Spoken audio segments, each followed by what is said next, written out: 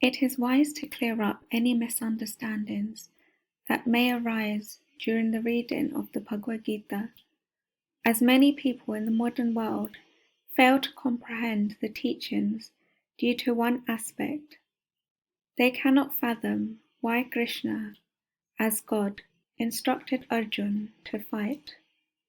There are factors we should understand to rid ourselves of judgement before moving ahead and listening to Shree Krishna's message with a clear perspective.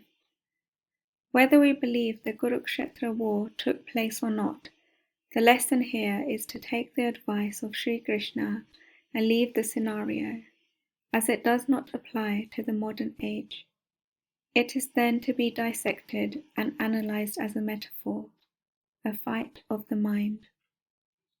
Every single narrative in Hindu mythology contains symbolic meaning to direct us in our course of life.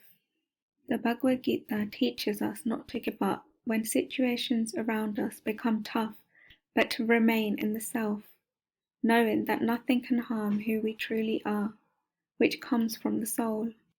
Everything else is temporary.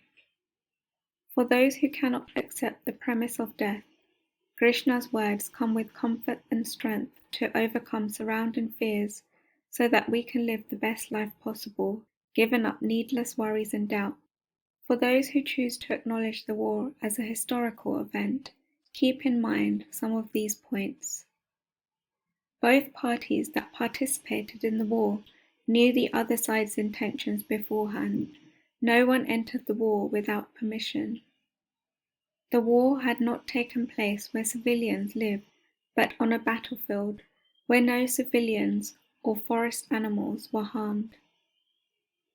There were rules to the war, such as no harm to anyone who surrendered and no weapons lifted after sunset. The war was a result of those acting with ill intentions rather than slaying for pleasure or self-service.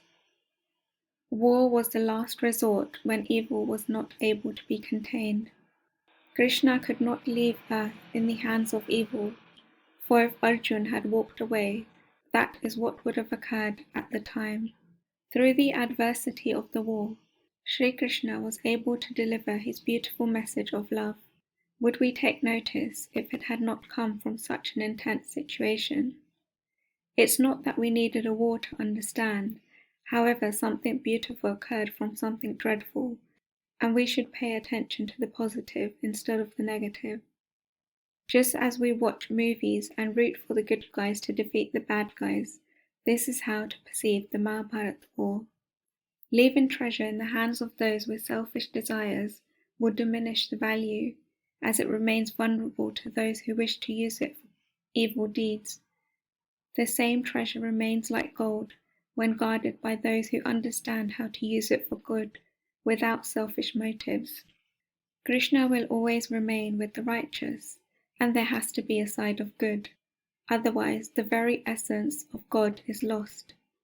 When people of good nature study the words of Krishna, they become selfless in their thought, and instinctively take action that is the opposite of war. Mahatma Gandhi went back to the teachings of the Bhagavad Gita time and time again when he was fighting non-violently for civil rights in India. His methods of ahimsa remain an enigma to those who do not understand how he could have done what he did.